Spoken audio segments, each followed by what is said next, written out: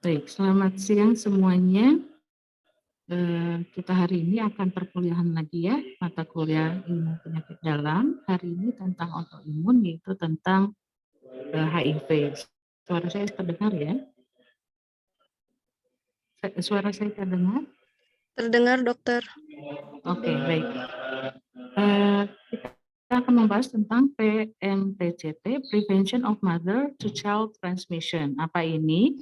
Pencegahan penularan HIV dari ibu ke bayi. Slide.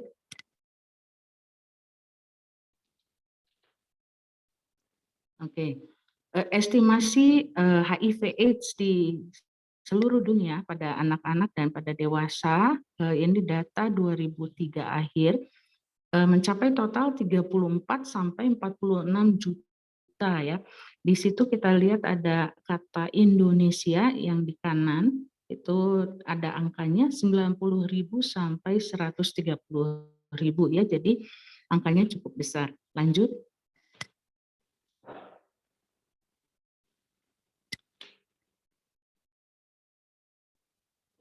Slide selanjutnya. Oh, oke. Nah, untuk anak-anak kurang dari 15 tahun, perkiraan HIV/AIDS pada akhir tahun 2003 itu 2,1 sampai 2,9 juta. Jadi angka ini cukup besar dan ini adalah angka yang terdata. Sementara angka yang tidak terdata bisa lebih besar dari itu ya. Kita termasuk dalam sebentar. Nah, ini Asia Selatan dan Tenggara yang di tengah itu ya, tengah agak ke kanan, 110.000 sampai 190.000. Lanjut. Estimasi jumlah anak di bawah 15 tahun yang terinfeksi baru HIV 2003 itu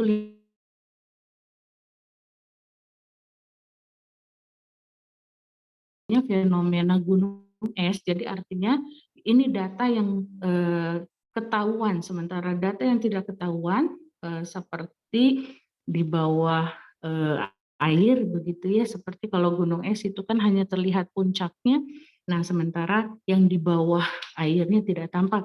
Nah itulah yang kemudian menunjukkan bahwa angka ini belum melibatkan angka keseluruhan ya.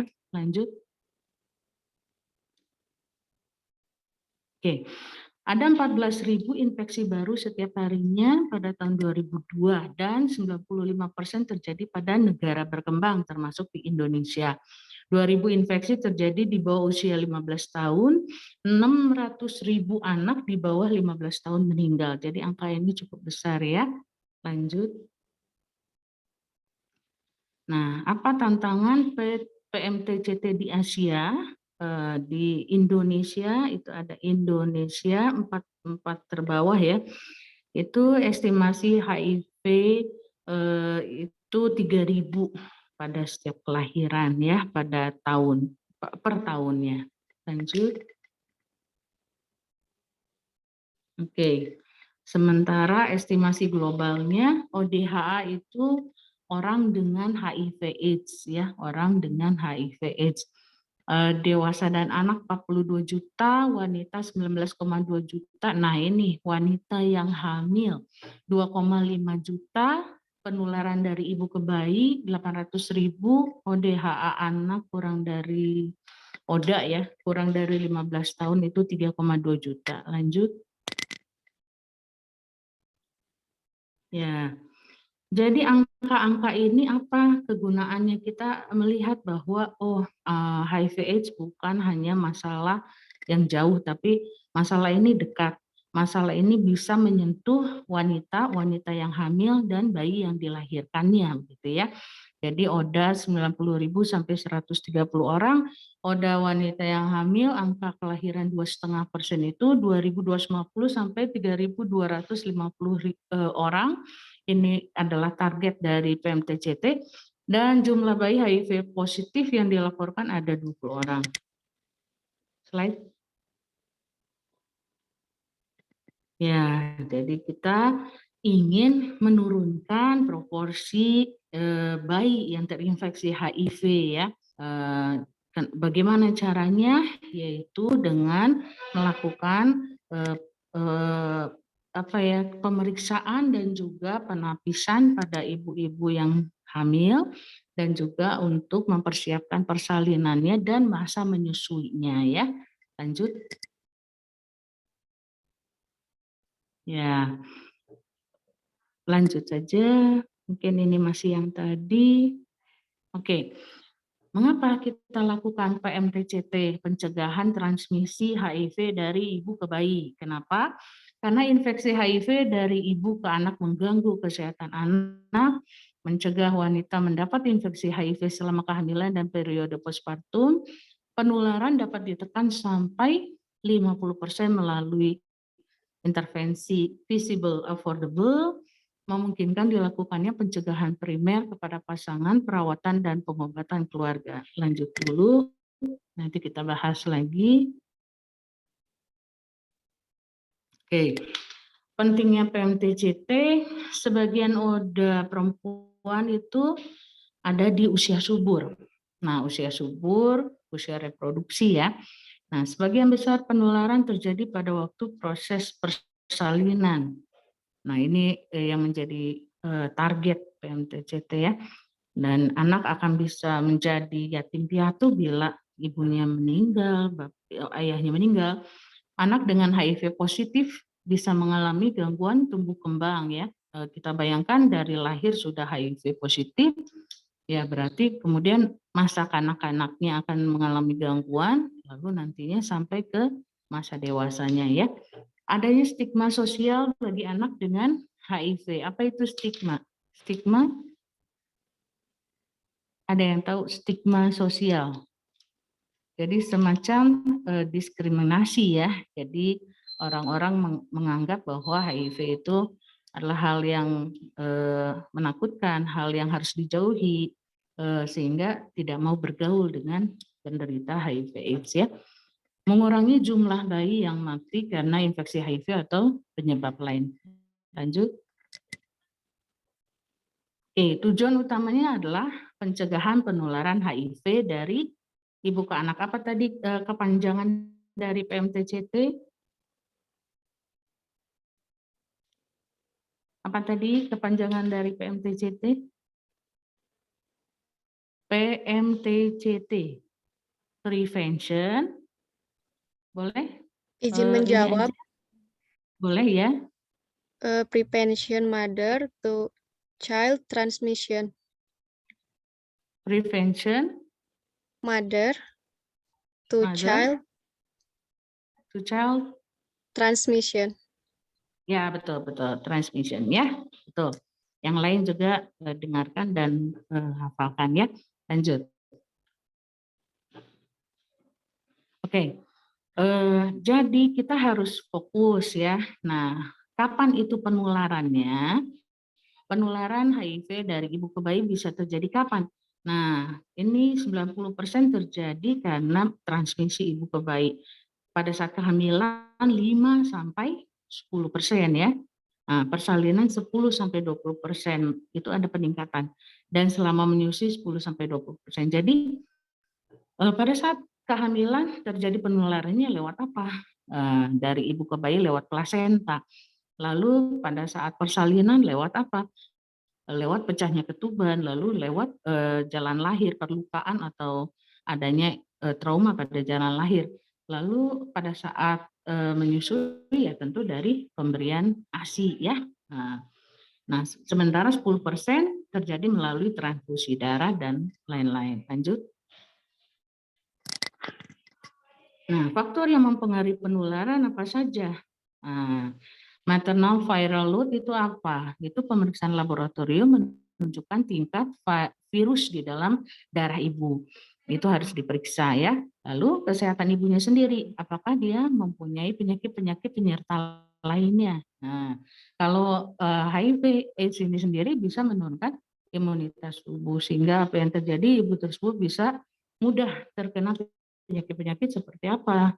Seperti TBC ya misalnya ya. Nah, itu komplikasi yang bisa terjadi.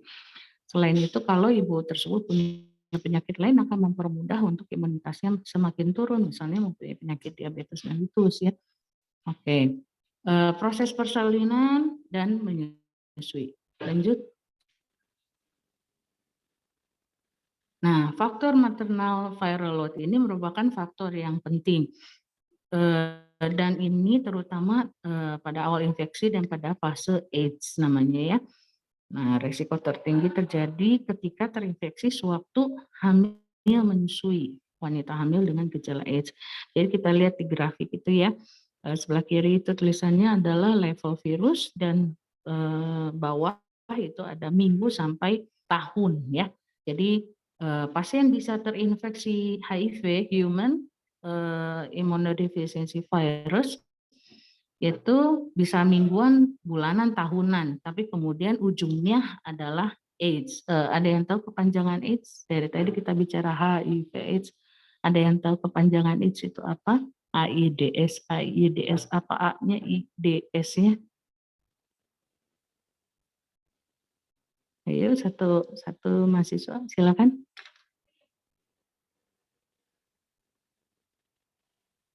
Devi Latifah yang mana nih? Devi Latifah, silakan. Devi Latifah, boleh di-unmute, silakan dijawab. Baik dokter, acquired immunodeficiency syndrome. Gimana? Boleh diulang lebih jelas? Acquired immunodeficiency syndrome. Oke, betul ya. Terima kasih.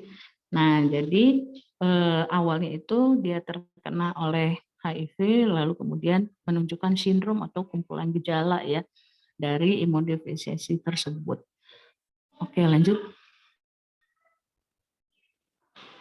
Ya, faktor kesehatan ibu, plasenta dan air ketuban terinfeksi, apakah ada malnutrisi, lalu mempunyai STD. Ada yang tahu STD kepanjangan apa? STD atau mungkin kalau bahasa Indonesianya IMS atau PMS. Ada yang bisa bantu? Diana Puspita mungkin. Unmute dulu lalu dijawab ya. STD atau PMS, IMS. Diana Puspita ada? Diana? Enggak. Di unmute di ya ya. STD itu sexually transmitted disease. Sexual transmitted disease ya. Bahasa Indonesia apa? PMS, PMS, IMS.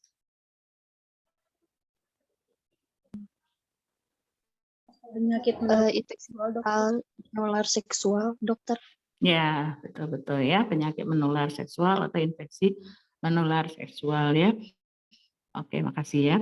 Infeksi virus, bakteri, parasit seperti malaria saat kehamilan, defisiensi vitamin A, bayi yang lahir prematur sebelum 34 minggu, dan chorioamnionitis ya. Lanjut slide. Iya, proses persalinan.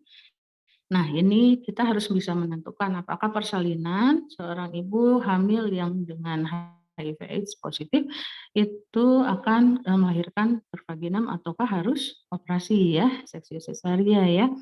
Nah, kondisi-kondisi apa yang harus kita lihat? Adakah ketuban pecah dini yang terbengkalai, artinya ketuban pecah dini yang tidak dilakukan pemberian antibiotik dan tidak langsung masuk ke fasilitas kesehatan. Perdarahan intrapartum, adakah kejadiannya pada ibu tersebut atau tidak, dan apakah harus dilakukan prosedur invasif seperti episiotomi, forceps, dan vakum ya. Lanjut dulu. Oke, sementara untuk faktor ASI, nah apakah boleh ASI eksklusif? Nah, gitu ya, pada pasien-pasien dengan HIV/AIDS.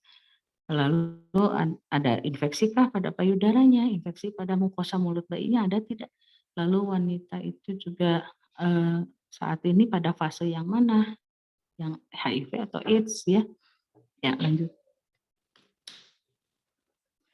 Oke, mekanisme penularan HIV dari ibu ke anak ya.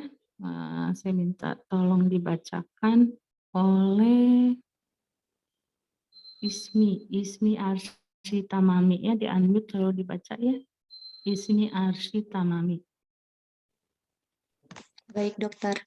Mekanisme penularan HIV dari ibu ke anak atau bayi. Yang pertama, infeksi melewati plasenta, persalinan, dan ASI.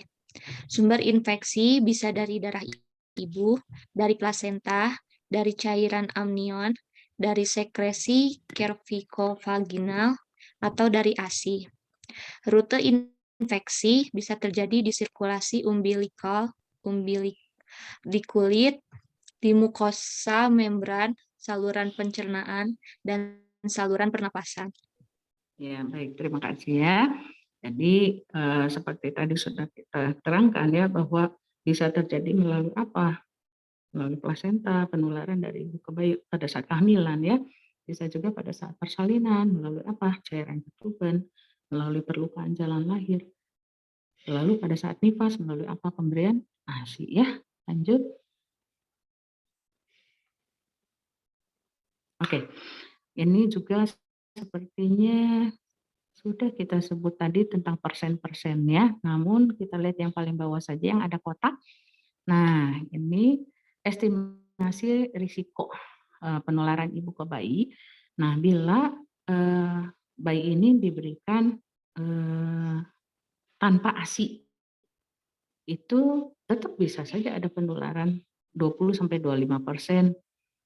Lalu kalau diberikan ASI sampai 6 bulan 25-30%, diberikan ASI sampai usia 18 sampai 24 bulan 30-35%. Kesimpulannya bagaimana? Berikan ASI atau tidak?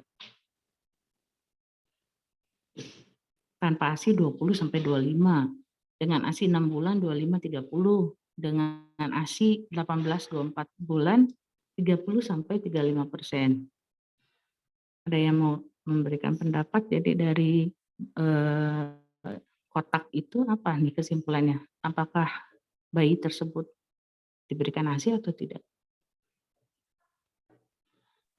Izin menjawab, dokter, izin berpendapat. Boleh, ini namanya siapa? Dengan saya Salsa Wirdansih.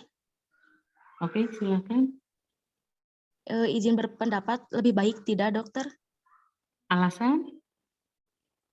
Alasannya agar estimasi resiko dan waktu terjadi penularan dari ibu ke anaknya semakin jadi rendah, dokter. Oke, jadi untuk mencegah penularan ya, Baik. HIV/AIDS dari ibu ke anak ya. Oke, terima kasih ya. Silakan dilanjut lagi slide-nya. Ya, jadi ini ada gambar ya, ada 100 ibu hamil dengan HIV positif. Nah, kelihatannya itu ibu hamil semua ada 100 ya. Nah, lalu yang sebelah tengah, nah kita lihat bahwa ada 35 bayi yang kemudian akhirnya terinfeksi oleh HIV ya. Nah, lalu dibagi tuh 35 bayi itu dibagi 3. Ternyata 7 terinfeksinya saat kehamilan, 15 saat persalinan, dan 13 saat nifas pada saat menyusui ya. 7, 15, 13. Jadi artinya kita harus lebih ke hulu ya. Jadi melakukan pencegahannya lebih dari ke kehamilannya. Kalau bisa sebelum hamilnya supaya jangan terjadi penularannya. Jadi nanti kita bahas ya, lanjut. Oke. Jadi apa saja strateginya? Satu ya mencegah supaya wanita usia subur jangan sampai terinfeksi HIV. Kalau sudah keburu terinfeksi HIV, gimana dong? Nah, KIE ya, komunikasi, lalu edukasi ya, informasi edukasi. Apakah ibu tersebut mau hamil atau tidak? Ya, kita akan mencegah kehamilan yang tidak dikehendaki ya. Bila tidak mau hamil berarti harus menggunakan alat kontrasepsi. Nah, kalau sudah oke, saya mau hamil, bagaimana caranya supaya mencegah penularan dari ibu ke anak pada saat kehamilan? Kemudian kita juga melakukan konseling terhadap keluarganya ya, supaya support system memberikan dukungan karena pada pasien HIV/AIDS ini harus rutin minum obat ya, obat ARV namanya, antiretrovirus. Kalau obatnya drop out, obatnya tidak diminum secara benar, maka ya viral load atau tingkat virus di dalam darahnya akan meningkat ya dan mengakibatkan komplikasi. Lanjut. Oke. Nah, jadi ini ada seorang wanita usia subur. Kita lakukan pemeriksaan. Nah, kita lakukan pemeriksaan apakah HIV-nya positif ataukah negatif. Jika positif, kita kemudian konseling, ibu mau hamil atau tidak. Nah, kalau tidak mau hamil ya menggunakanlah kontrasepsi. Kalau mau hamil, nah berarti harus konseling lagi supaya jangan sampai ada penularan dari ibu ke bayi ya. Lanjut. Ya, jadi semua perempuan harus ANC secara rutin, diberikan penyuluhan HIV, dilakukan pemeriksaan HIV, diperiksa juga pasangannya dan disarankan untuk keluarga berencana. Nah, lalu kemudian kita terus akan melakukan pembinaan pada wanita tersebut, keluarganya dan masyarakat ya. Lanjut. Oke, ini ada yang disebut strategi 1. Mengubah perilaku risiko tinggi menjadi risiko rendah. A, B, C, D. Bisa dibacakan? Minta dibaca oleh Karlina Muslimah. Karlina Muslimah. Di-unmute lalu dibaca ya. Apa itu A, B, C, D? Enggak.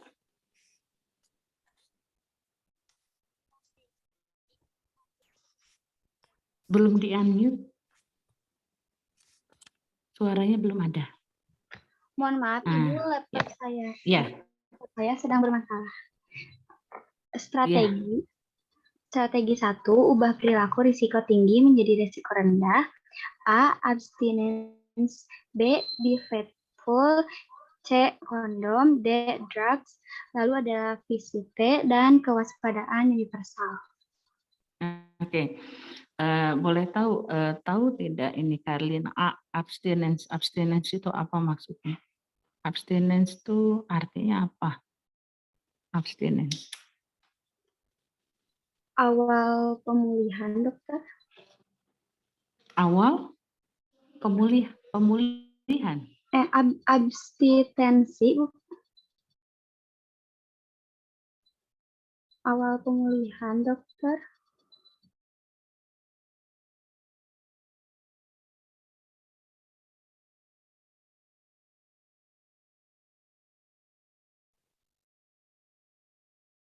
Karlinanya mana?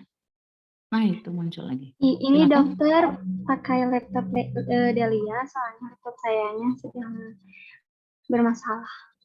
Oh ya, oke, boleh, nggak apa-apa ya, dilanjut aja ya. Abstinence kira-kira apa, Karlin? Abstinence itu awal pemulihan, dokter. Awal pemulihan, kurang tepat ya. Jadi abstinence itu adalah tidak berhubungan seksual pada saat viral load tinggi. Jadi viral load tadi apa ya? Kadar apa, Carmila? Virus di dalam darah ya. Nah, setelah pasien tersebut rutin mengkonsumsi obat antiretrovirus, nah viral load-nya akan turun. Nah, kemudian nanti bila ternyata viral load-nya dikatakan masih tinggi, maka jangan hubungan seksual tanpa pengaman ya, tanpa pengaman. Pengaman itu apa maksudnya ya? Kondom itu yang C, kondom. Nah, gitu ya. Nah, begitu viral load sudah rendah dan sudah dikatakan tidak infeksius, maka wanita usia subur itu boleh berhubungan dengan suaminya untuk mempunyai anak ya. Nah, karena kalau pakai kondom terus bisa punya anak nggak nih? Suami istri ini? Tidak ya. Nah, jadi ini kalau ada wanita usia subur, HIV positif, mempunyai suami yang HIV negatif. Nah, bolehkah mereka berhubungan seksual? Oh, boleh. Boleh, tapi gunakanlah pengaman yaitu kondom. Nah, begitu viral load-nya sudah rendah, maka boleh berhubungan seksual tanpa kondom untuk ya hamil. Jadi perencanaan kehamilannya ya. Be faithful. Be faithful apa tuh kira-kira?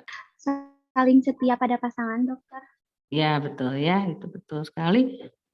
C, kondom tadi. D apa? Drugs itu apa maksudnya drugs? Obat tadi ya, obat antiretrovirus untuk HIV tadi ya, harus diminum secara teratur dan sesuai dosis ya. Baik, terima kasih. Kewaspadaan universal. Nah, saya coba tanya ke Juwita Nuurisa. Bacanya itu betul ya, Nuurisa. Ya, boleh di-unmute, dijawab Juwita Nuurisa. Baik, dokter. Kewaspadaan universal ini seperti menghindari kontak dengan tubuh pasien, seperti itu. Caranya? Memakai sarung tangan medis, lalu masker, alat pelindung diri. Lalu, apa lagi kira-kira? Jangan menggunakan jarum yang bekas pakai.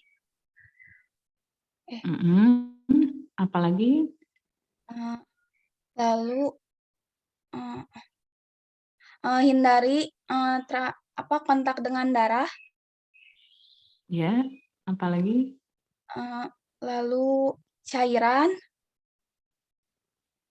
Iya, dan juga perlakuan terhadap alat-alat atau instrumen yang digunakan tentunya ya, itu juga termasuk kewaspadaan universal. Jadi perlakuannya juga hati-hati terhadap bekas jarum suntik gitu ya yang digunakan untuk pasien-pasien. Jadi kewaspadaan universal atau yang disebut dengan universal precaution itu adalah sikap seorang tenaga medis atau yang boleh juga awam tapi lebih dikhususkan kepada tenaga medis untuk ya bukan parno ya tapi untuk menganggap bahwa seorang pasien itu kemungkinan HIV/AIDS sehingga memperlakukan secara hati-hati ya, tetap menggunakan handscoon, sarung tangan, tetap menghindari kontak dengan darah, cairan pasien, dan juga memperlakukan bekas-bekas jarum suntik atau benda tajam lainnya secara benar supaya jangan sampai tertusuk, begitu ya. Lanjut.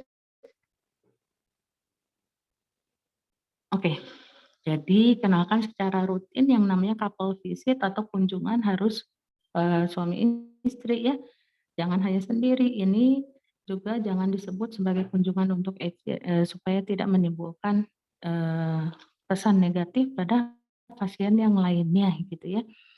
Lalu diskusikan, siapa tahu harus dilakukan tes untuk memeriksa apakah ada TBC dan infeksi menular seksual tadi ya. Lalu diskusikan untuk emergensi dalam kehamilan dan melahirkan dan juga dijelaskan ya bahwa kepada si bapak bahwa risiko yang dapat timbul jika melakukan hubungan seksual yang tidak aman ya. Lanjut. Oke. Strategi 2, mencegah kehamilan yang tidak dikehendaki. Minta tolong dibaca oleh Reni Anggreni, di-unmute dan dibaca ya. Baik, Ibu. Strategi mencegah kehamilan yang tidak dikehendaki. Setiap ODHA wanita harus yang pertama, konseling tentang kesehatan reproduksi, KB, dan resiko penularan kepada bayinya. Yang kedua, berhak memutuskan sendiri setelah dikasih konseling apakah ia mau hamil atau tidak. Tidak boleh dipaksa untuk tidak hamil. Jika tidak mau hamil, pastikan ODHA menggunakan alat kontrasepsi yang efektif, kondom atau hormonal. Baik, makasih ya. Nah, tadi siapa namanya ini? Reni, Ibu. Siapa? Oh, Reni, ya maaf. Nah, Reni, coba saya minta diskusi ya.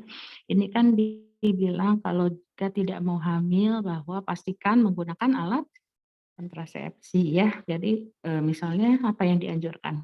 KB apa? Pil boleh? KB pil boleh? Boleh. Boleh. Kalau KB suntik? Gimana dok? Sinyal di sini kurang Oh, agak oke. jelek. Kalau KB suntik bagaimana? Boleh KB suntik? Boleh karena yang KB hormonal. Boleh ya. Nah, kalau dia menggunakan KB pil, KB suntik, dia perlu pakai kondom lagi tidak? Tidak usah, atau tapi bisa juga dok. Bisa juga, baik. Jadi dia boleh saja menggunakan KB pil, boleh saja menggunakan KB suntik, tapi tetap dia harus menggunakan kondom bukan untuk KB-nya saja, tapi untuk apa? Pencegahan penularan ya. Penularan tadi kan ya, A, B, C, D ya. Ya, oke, makasih ya. Lanjut slide-nya. Oke. Strategi 3, pencegahan penularan perinatal pada masa kehamilan, pada saat persalinan, dan sesudah persalinan. Tadi sudah kita bahas, lanjut. Sudah, boleh diteruskan saja slide-nya. Sudah juga, oke. Ya, ini. Jadi, pada saat persalinan, pastikan persalinannya aman. Nah, jangan memecah ketuban terlalu cepat, tangani ketuban pecah dini dengan baik, tidak melakukan prosedur invasif, misalnya episiotomi, forceps vacuum, seksi sesaria terencana hanya dilakukan bila aman dan sanggup. Jadi begini, tadi itu penularannya lewat apa? Kalau pada saat persalinan, sebentar, siapa yang mau saya tanya ya? Sinta Solihah ya. Tolong di-unmute. Minta di-unmute, dijawab Sinta Solihah. Baik Ibu, ini Sinta menggunakan laptop Devi karena tidak bisa bersuara Ibu. Ya, boleh. Tidak apa-apa. Bagaimana menurut Sinta tadi ya sudah dijelaskan bahwa penularan pada saat persalinan itu biasanya terjadinya kenapa? Pada saat apa? Penularan HIV/AIDS dari ibu ke bayi pada saat persalinan. Nah, terjadinya pada saat apa? Pada saat ketubannya bagaimana gitu? Baik dokter, izin menjawab pada saat air ketubannya pecah. Ya, Dan pada saat ketuban pecah. Kemudian pada saat melahirkan. Ya, pada saat lewat jalan lahir ya. Lahir. Ya, jadi artinya apa? Sebisa mungkin jangan sampai ketubannya pecah dini atau ketubannya pecah padahal pembukaannya misalnya masih belum lengkap begitu ya, supaya tidak terjadi paparan yang lama terhadap bayi ya. Nah, namun apabila bisa lebih baik seksio sesaria ya untuk menghindari paparan pada saat persalinan. Nah, item yang 1, 2, 3 itu terjadi kalau begini, pasien HIV AIDS positif, tapi datang ke fasilitas pelayanan kesehatan sudah misalnya pembukaannya sudah besar, ya sudah misalnya 8, 9 cm dengan ketuban masih positif. Nah, ya kita hati-hati jangan pecahkan ketuban terlalu cepat. Lalu jangan menggunakan prosedur yang invasif seperti episiotomi, forceps vacuum. Nah, tapi kalau bisa elektif, terencana, jadi dia belum ada mules, belum ada pembukaan ya, atau kalaupun ada pembukaan masih kecil, masih 1, 2, atau 3, sebaiknya seksio sesaria ya, SC ya. Baik, terima kasih. Lanjut. Oke, sesudah persalinan, hindari penggunaan nasal suction mekanis, bersihkan semua sekret dan darah maternal dari tubuh bayi segera, lalu berikan ASI atau PASI sesuai keputusan ibu setelah konseling ya. Jadi jangan pakai suction yang mekanis ya. Jadi suction mekanis itu yang dihubungkan ke alat elektrik ya. Nah, lalu kemudian ditekan tombolnya, lalu dia mensuction. Bersihkan segera dari darah, dari sekret, lalu putuskan mau ASI atau PASI ya. Nanti di belakang ada penjelasannya lagi. Lanjut. Oke. Nah, ARV tadi kita bicara HIV/AIDS pengobatan. Nah, inilah dia ARV. ARV itu antiretrovirus ya. Nah, profilaksis artinya pencegahan ya. Manfaatnya apa? Mengurangi konsentrasi virus HIV dalam darah dan sekresi maternal dan dalam ASI, mengurangi paparan virus HIV dari ibu ke anak selama intrauterin, persalinan dan pasca salin ya. Lanjut. Slide. Oke. Nah, apa jenis obatnya? Nah, kita baca ya. Bisa diberikan apa? Niverapin namanya ya. Obatnya namanya niverapin. Berapa dosisnya? 200 mg dosis tunggal. Ini diberikan pada ibu saat persalinan ya. Nah, sementara untuk bayi kita berikan tidak? Berikan obat namanya apa? Niverapin juga. 2 mg per kilogram berat badan dosis tunggal. Diberikannya kapan? 48 sampai 72 jam pertama kehidupan ya. Nah, kalau bayi tetap diberikan ASI, ini tulisan di sini menurunkan penularan 50%, namun ini dilematis dan nanti kita bahas di belakangnya. Slide. Nah, ini tadi risiko penularan bayi yang diberi ASI 16% lebih besar daripada bayi yang diberikan PASI. PASI itu apa? PASI, PASI. ASI mah air susu ibu ya. Kalau PASI pendamping ASI ya. Susu formula maksudnya. Oke, seorang ibu dengan HIV positif berhak memutuskan apakah ia akan memberikan ASI ataukah PASI, pendamping ASI kepada bayinya. Tapi harus melalui konseling ya. Lanjut.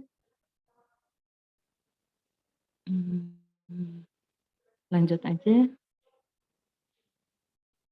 Nah, ini ya coba siapa nih yang belum, ini mungkin ya Tamara Kartina ya, silahkan di-unmute dibaca Tamara. Baik Ibu. Yang selanjutnya ada pertimbangan pemberian PASI. Yang pertama, apakah si ibu mampu membeli PASI, misal susu formula selama bayi membutuhkan. Yang kedua, apakah tersedia air bersih memadai untuk membuat susu formula. Yang ketiga, apakah si ibu terbiasa memasak air sampai mendidih sebelum diminum. Dan yang keempat adalah apakah si ibu dapat menjamin kebersihan saat mempersiapkan PASI. Ya, gitu ya. Jadi susu formula itu ya mampu nggak ibu ini beli ya, karena kan lumayan ya harganya ya, walaupun ada juga yang ekonomis, ada yang lebih mahal, ada yang super mahal, tapi ya apakah mampu gitu ya. Lalu ada air bersih tidak, cukup tidak, dan bisa dimasak sampai mendidih tidak, begitu. Bisa tidak dia menjamin kebersihan saat mempersiapkan PASI tersebut ya. Oke, makasih. Slide selanjutnya. Oke, jadi pedoman dari WHO ya tentang pemberian ASI PASI ini, pengganti ASI, pendamping ASI diberikan hanya jika dapat diterima, terjangkau, dapat berkesinambungan dan aman, tidak menimbulkan infeksi gastrointestinal. Jadi apakah tersedia di situ, harganya bagaimana, terjangkau tidak, bisa terus diberikan atau tidak, sebentar, berapa hari bisa diberikan, sebentar tidak, itu tidak boleh. Lalu aman atau tidak ya dalam hal pemberiannya. Tadi kan harus direbus botolnya ya sampai mendidih. Apakah bisa atau tidak? Kalau tidak takut terjadi diare ya, bisa terjadi infeksi gastrointestinal ya. Jadi jika PASI tidak memungkinkan, maka berikan ASI eksklusif ya selama 6 bulan pertama kehidupan bayi. Lanjut. Oke. Ini sudah lanjut.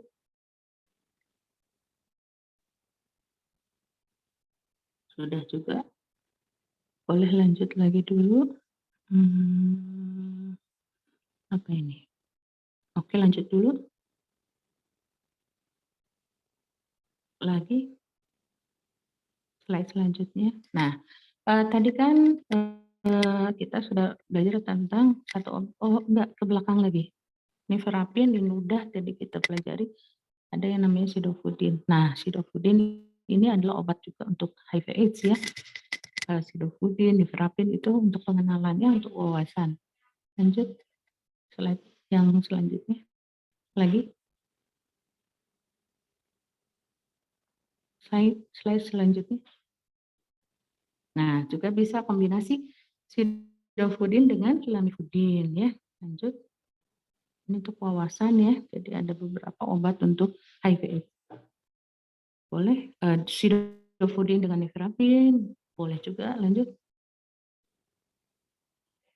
Nah, jadi ada 5 inti intervensi PMTCT meningkatkan pelayanan KIA itu kesehatan ibu anak secara komprehensif, pemeriksaan viral load VCT, konseling dan dukungan safe infant feeding, jadi untuk menyusui mau PASI mau ASI, lalu praktek obstetrik yang optimal ya, jadi bukan hanya ANC rutin tapi juga pemeriksaan apa tadi PMS atau enggak TBC, profilaksis HRV, antiretrovirus, dan pendidikan bagi pasangan untuk berperilaku seksual aman selama kehamilan dan menyusui ya.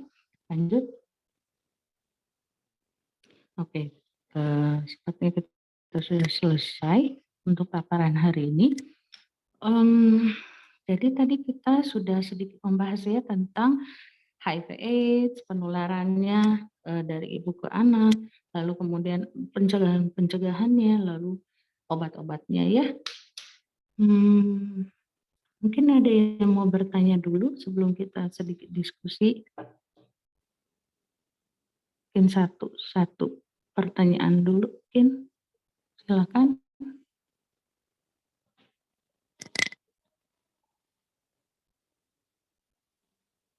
Ada yang mau bertanya?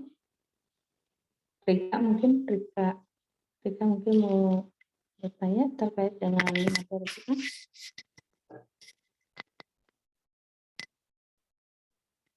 Atau sudah paham?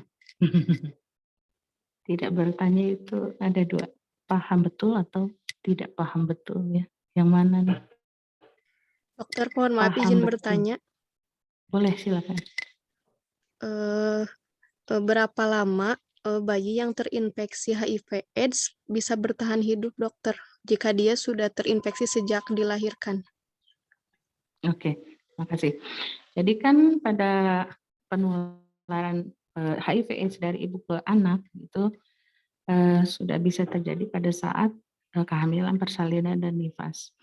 Nah, kalau memang sudah terinfeksi, kan bayinya pada saat lahir dilakukan pemeriksaan ya, viral load, VCT. Kalau ternyata memang positif, lalu kan dilanjut ya pengobatannya, ARV-nya terus diberikan. Nah, tentu yang kita inginkan adalah supaya viral load-nya jangan tinggi.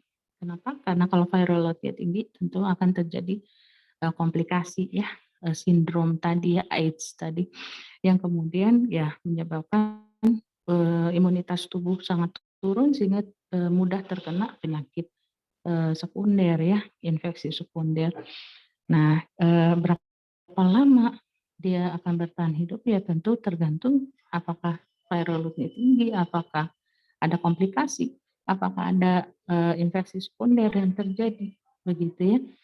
Ada kalanya HIV/AIDS itu kemudian meninggalnya bukan karena murni karena HIV/AIDS-nya, tapi karena komplikasinya itu, karena terkena TBC, lalu kemudian mengalami yang namanya multi drug resistant, jadi artinya pemberian obat anti tuberkulosis tapi resisten, tubuhnya tidak bereaksi sehingga TBC-nya semakin parah dan terjadi masalah di sistem pernafasannya. Nah, sehingga meninggal. Nah, begitu ya. Ada komplikasi-komplikasi yang lain juga tentunya ya. Gitu. Sudah cukup paham mungkin, Rika? Baik, dokter. Terima kasih. Oke, terima kasih. Oke, mungkin sudah selesai untuk paparan. Saya ingin memberikan beberapa contoh kasus. Nah, contoh kasus, lalu kemudian nanti silakan siapa yang mau menjawab, satu orang boleh menjawab kasus tersebut ya. Pertanyaan dari kasus tersebut itu begini. Kasus pertama, ada Nona A, Nona A itu HIV positif ya, usianya 25 tahun. Dia berencana menikah dengan Tuan B. Tuan B. Umurnya sekitar 30 tahun dan HIV-nya negatif. Oke, nah menurut kalian bagaimana nih pasangan ini? Boleh menikah atau tidak? Dan kalau menikah, apa edukasi yang diberikan kepada pasangan ini? Boleh dijawab dulu? Siapa yang mau jawab? Silakan langsung saja unmute dan jawab. Mangga. Izin menjawab, dokter. Boleh. Mangga, Reza ya, Reza. Ya, silakan. Karena Tuan B dan Nyonya tersebut Nona, masih Nona, belum nikah. Boleh nikah tidak? Boleh menikah karena ini resistensi HIV-nya negatif. Lalu edukasi yang bisa diberikan yaitu cara metode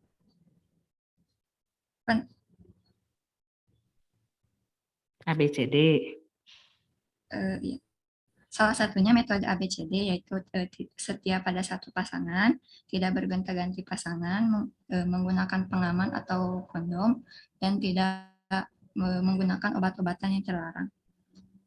Ya, dan mengkonsumsi obat anti HIV/AIDS tentunya untuk yang Nona A tadi ya. Nah, begitu ya. Oke, itu sudah tepat ya. Terima kasih Reza. Kasus kedua. Lalu setelah Nona A dan Tuan B ini menikah, jadi nyonya ya, nyonya. Nah, kemudian kapan pasangan ini boleh memiliki anak? Kapan kira-kira boleh memiliki anaknya? Apa yang harus diperhatikan? Ada yang mau jawab langsung? Di-unmute saja langsung dijawab. HIV-nya yang nyonya A positif ya. Kalau yang suaminya negatif. Gitu. Jadi dari awal menikah mereka berhubungan menggunakan kondom. Begitu. Jadi kondomnya itu sebagai alat kontrasepsi plus untuk pengaman ya, untuk pencegahan penularan. Lalu Nyonya A ini rutin mengkonsumsi obat ARV, obat anti retrovirus. Kapan nih? Mereka kan mau punya anak ya. Nah, mereka menikah mau punya anak. Kapan mereka boleh punya anak? Ada yang mau memberikan pendapat mungkin?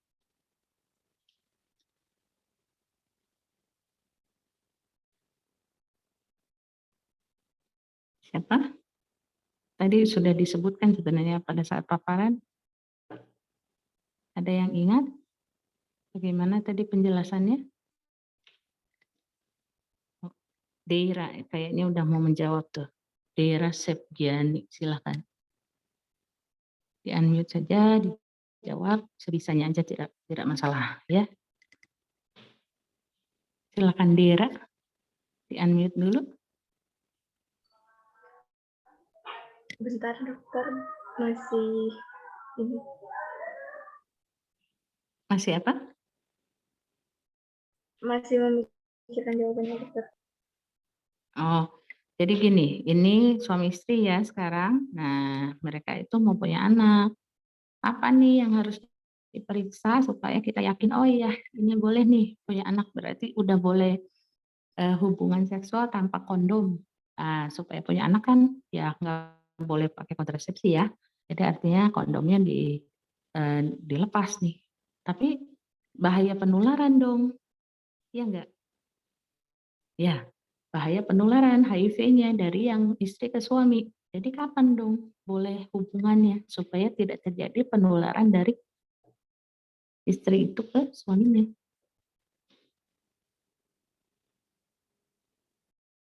Ada yang ingat mungkin dari berapa mahasiswa ini? Nggak ada? Nggak ada yang ingat? Jadi pada saat viral load-nya sudah rendah ya, jadi kan dilakukan pemeriksaan VCT tadi ya, VCT itu pemeriksaan virus HIV ya, berapa di dalam darah. Kalau ternyata viral load-nya sudah rendah, maka boleh ya, sehingga buka kondom, boleh berhubungan tanpa kondom, lalu kemudian ya hamil gitu ya. Oke, itu sudah kasus kedua. Kasus ketiga, nah sekarang ibu ini sudah hamil. Ibu hamil dengan HIV/AIDS positif ya. Nah, bagaimana caranya mencegah supaya tidak terjadi penularan dari ibu ke bayi pada saat kehamilan? Apa yang harus dilakukan dan edukasi apa, konseling apa yang harus disampaikan kepada pasien ini dan suaminya? Enggak yang mau menjawab boleh di-unmute.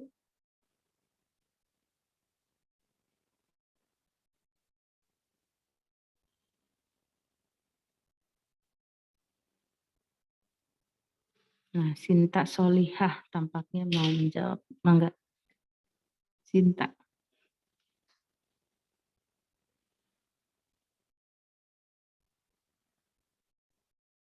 Baik Ibu, Hilang. Sinta ada Oh di ya. Salsabila.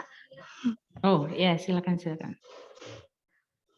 Dengan Gimana? cara tidak pecah Ibu ketubannya dan melakukan operasi sesar.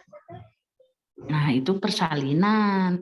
Kalau ditanya jadi- untuk persalinan, oke, itu betul jawabannya ya. Tapi kalau pada saat kehamilan nih, sekarang kita bicaranya kehamilan supaya tidak terjadi penularan dari ibu ke bayi pada saat kehamilan.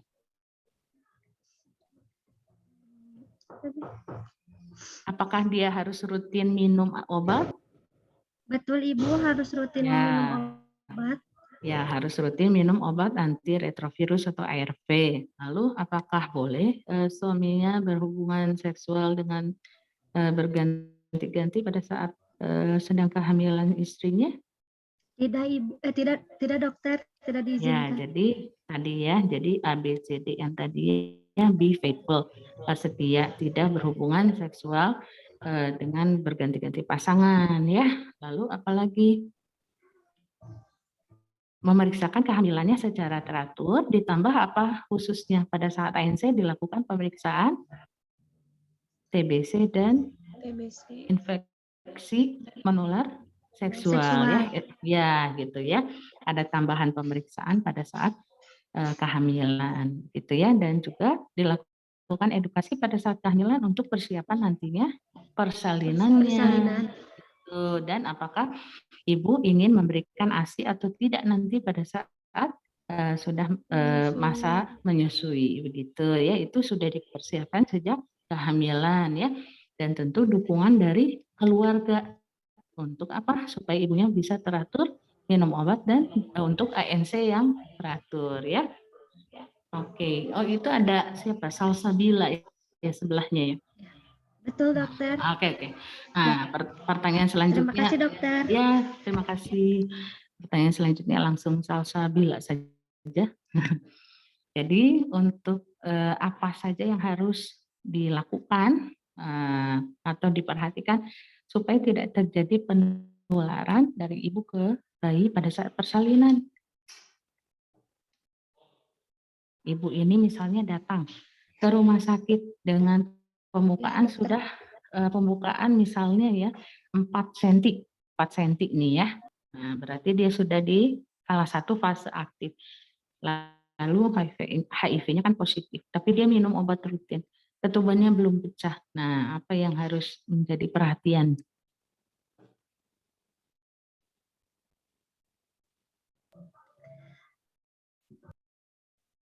Gimana, Salsabil? Sebagai tenaga kesehatan selalu perhatikan yang namanya universal precaution atau kewaspadaan universal ya. Menggunakan sarung tangan, hindari kontak langsung dengan darah pasien. atau cairan sekret Cairan pasien ya. Hati-hati dengan jarum suntik atau benda tajam lainnya ya. Nah, lalu kita konseling ke pasien bahwa bagaimana persalinannya per vaginam atau seksius cesarean. Ketubannya positif, pembukaan 4. Ketubannya tidak boleh pecah terlalu cepat. Ya. Lalu disarankan SC. Seksius cesarean ya, oke betul.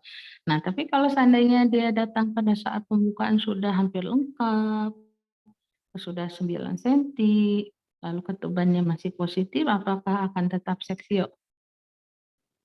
Apakah tetap akan seksius cesarean atau operasi? Gimana, Salsa? Mungkin tetap dilahirkan, tetap persalinan, namun dengan kewaspadaan universal, dengan menggunakan dan jangan pecahkan ketuban terlalu cepat ya, dan tidak menggunakan apa tindakan invasif seperti episiotomi, forceps dan vakum, betul ya. Oke, terima kasih. Nah, kasus terakhir. Nah, kalau pasien kemudian sudah selesai melahirkan, nah, bolehkah dia memberikan ASI? Apa pertimbangannya dan apakah dia boleh memberikan PASI dan apa pertimbangannya ya? Silakan siapa yang mau menjawab? ASI atau PASI? ASI boleh kenapa? PASI boleh kenapa? Silakan. Ada yang mau menjawab? Ismi, mungkin ya. Ismi Arsi, silakan. Boleh tidak ASI? Izin menjawab dokter, untuk ASI tidak boleh karena bisa menularkan dan diganti dengan PASI, pengganti ASI. Jadi tidak memberikan ASI karena penularan lewat ASI-nya cukup tinggi sehingga diusahakan PASI. Tapi pasti ada syarat tadi, apa ya? Syarat pemberian PASI. Mampu beli, ya kan? Kebersihan air. Ya, air yang bersih dan tercukupi airnya, terus? Dengan air yang mendidih. Ya, bisa menggunakan juga air mendidih, lalu? Kesanggupan ibu untuk memberikan susu formula terhadap bayi. Ya, secara aman, begitu ya. Dengan persiapan-persiapan misalnya apa? Botolnya, pencuciannya, lalu pensterilan botolnya, begitu ya. Lalu apa lagi? Apalagi? ASI tidak boleh diberikan dalam jangka waktu yang pendek. Ya, jadi berkelanjutan. Jadi artinya kalau sudah memutuskan pasti terus ya, nggak bisa sebentar pasti, sebentar ASI, begitu ya, itu tidak boleh ya.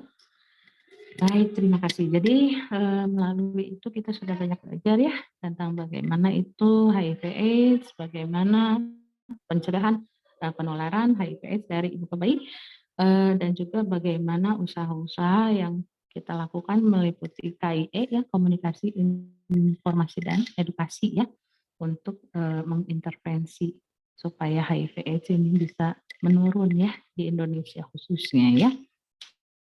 Baik, mungkin dari mata kuliah kita hari ini kita sudah selesai. Nanti mohon dibaca lagi, diulangi lagi ya, supaya lebih paham. Gitu. Terima kasih ya atas perhatiannya, semoga bermanfaat. Selamat siang.